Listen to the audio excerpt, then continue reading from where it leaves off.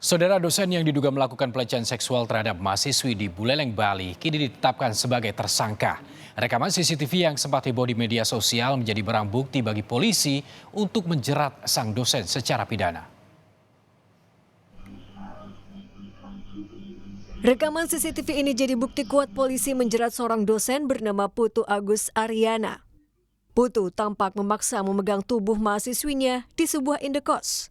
Sementara korban terlihat terus menolak perbuatan pelaku. Peristiwa yang terjadi pada 5 Mei lalu ini berujung pelaporan polisi. Putu Agus pun sudah ditetapkan sebagai tersangka sejak 7 Mei kemarin dan sudah ditahan. Hal ini dilakukan setelah polisi melakukan gelar perkara dan pengumpulan 2 alat bukti kasus pelecehan seksual.